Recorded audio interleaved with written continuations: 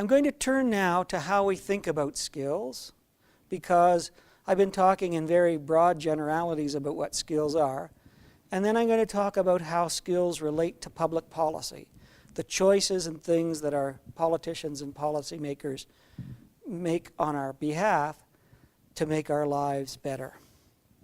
We're going to start with the skill pyramid that defines what skills are. So we see at the bottom of this pyramid a set of skills that everyone will be familiar with: numeracy, speaking and writing, reading, physical motor skills. And these skills are important because they form a foundation. They have an impact on how efficiently we can acquire new skills and also how efficiently we can apply skills. So the things that are farther up this pyramid, like using computer technology and doing analytical problem solving and working in complex multidisciplinary teams, depend very much on that foundation at the bottom. Good old-fashioned literacy and numeracy. The second dimension of this pyramid has to do with what the German cognitive psychologists describe as states of being. The lowest level in this they refer to as practical intelligence. Things that you learned sort of by osmosis early in life and know how to do even though they weren't a function of explicit education. Crystallized intelligences. The metaphor I'd use here is riding a bicycle. Once learned, you can do it. You never have to think about how to do it anymore, and it just occurs naturally. The two highest levels relate to fluid problem solving and creative problem solving. And so these are a set of cognitive skills where you're confronted with new challenges and you're able to deal and solve those problems efficiently.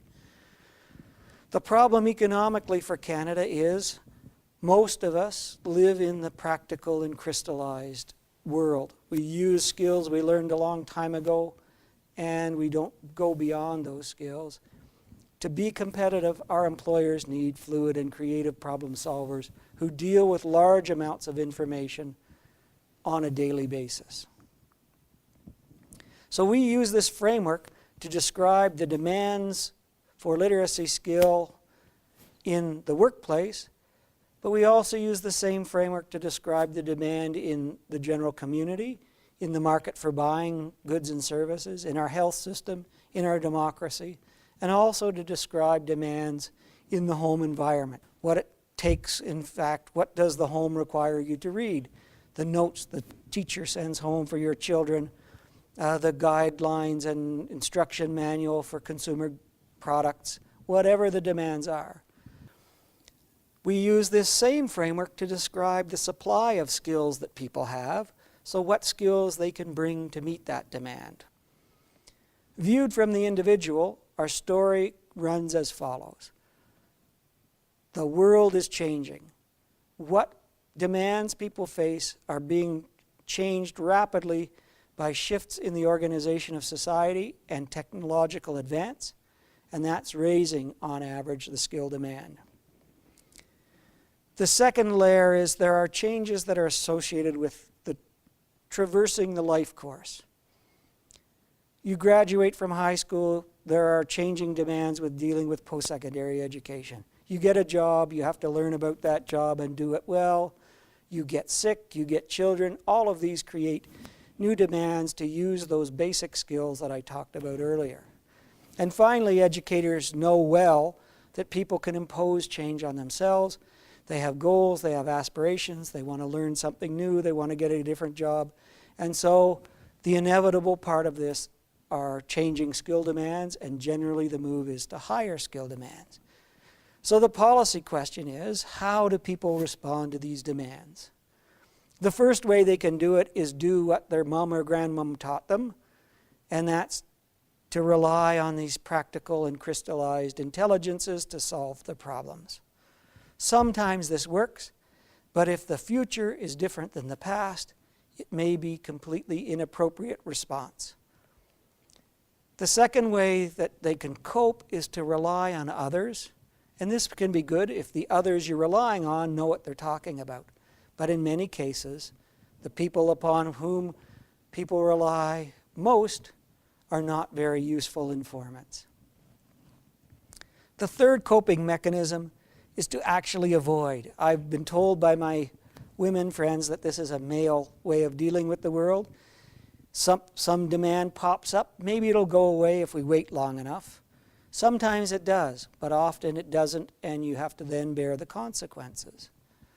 And then finally, the most efficient and effective coping mechanism is for people to rely on their own fluid and creative cognitive skills, their ability to read, to use numbers, and if they can use those things to solve problems efficiently and effectively, then it creates positive outcomes. And so depending on the mechanism that people use to cope, it creates different outcomes for different people. The people that use the cognitive tools like reading and numeracy get ahead. The people that rely on others generally do less well.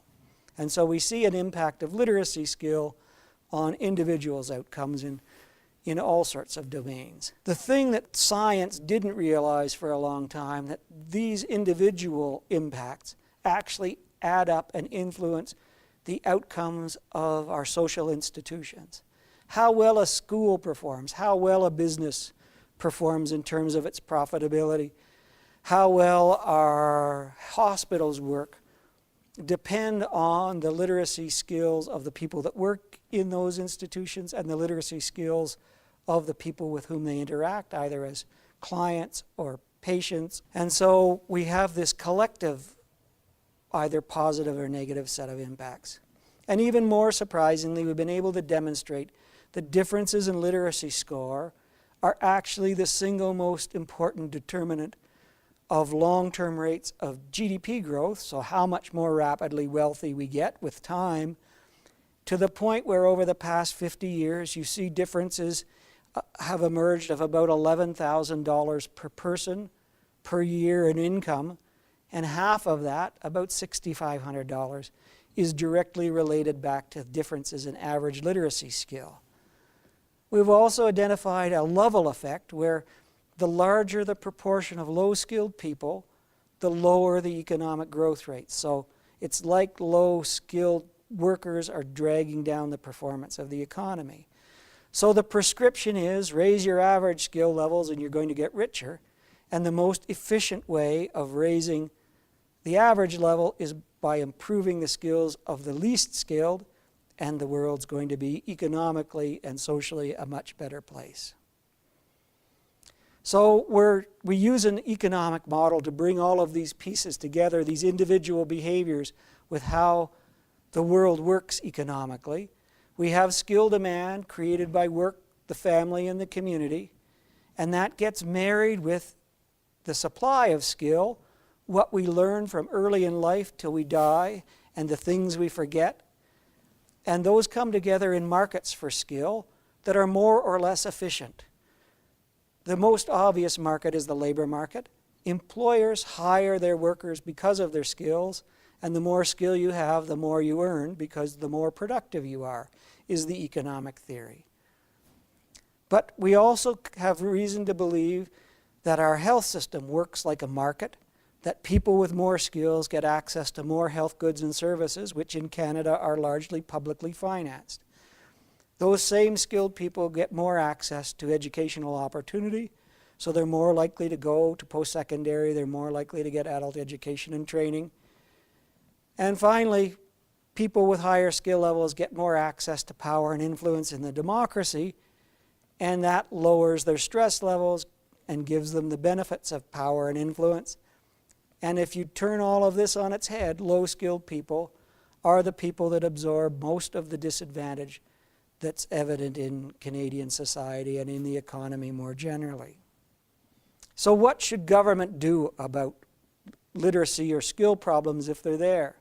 Starting on the right-hand side of this chart, the first and most self-evident thing is they run the factories that create skill.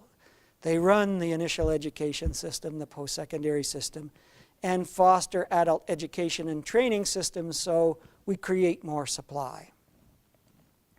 And this has absorbed Canadian public policy makers. We invest more than almost any other country in education on a per capita basis because these skills are fundamentally important to our ability to compete with the world. On the other side, the left-hand side, Canadian public policy does practically nothing on the demand side of the equation. We believe economists and policymakers and politicians of every stripe pretty well think that the market will take care of skill demand and that will be efficient and the world will be a better place and economically efficient. It turns out that our data suggest that this is not the case, that left to its own devices, the market is not very efficient at creating skill demand. So you need policies and programs that serve to raise skill demand because it's only those high-skilled jobs that we're going to keep and that actually pay good wages and provide stable employment. And then the final piece of the puzzle is labor markets are relatively inefficient at matching worker skills with the available jobs. So to do this efficiently, you need tools to identify skill levels, and the credentials offered by our educational institutions are not such good signals of people's skills. So to make those markets work more efficiently, we need to test, offer remedial skill upgrading to people who show that they have lower skills than they need for whatever walk of life they're in, and by better matching, we'll have more efficient economy. So we've been talking in economic terms and in very general terms about what literacy skills are. And now comes the time when I have to dispel the myths. Yes, literacy is about learning to read, the letters of the alphabet. But literacy as we conceive it is a tool that involves using information provided in print to solve problems and to actually use it as a tool to achieve your own ends. And this means that literacy, as we think about it, covers a huge range of skill, from I can't recognize a single letter of the alphabet, up to a skill level where you're solving very complex dynamic problems using information that you draw in from print, to the point that the scale upon which we represent literacy, it runs from 0 to 500. In the most educated population in the world, which Canada has, only 3 or 4% of adults find themselves up top of the 500-point scale. So a huge range of skill, and divide it into 5 proficiency levels. And those 5 proficiency levels are important because they're defined by what it is you need to know in order to solve problems at those levels. And also we can characterize the demand that the labor market creates. So to be a plumber, you need level 3 reading on this scale. To be a nurse, you need level 5, and so on for every occupation in the country. This scale also divides naturally in the middle, about 250 on the scale. Below 250, people are still in the process of learning to read. That means that they haven't mastered the mechanics of reading, so they use more of their effort goes to the act of reading and less of it to building meaning and deciding what to do with the information that you've been able to take in. Above 250, we refer to it as people are now in the process of reading to learn. They're fluid and automatic readers who can apply reading to solve their everyday problems and use this skill as a tool to advance their own interests.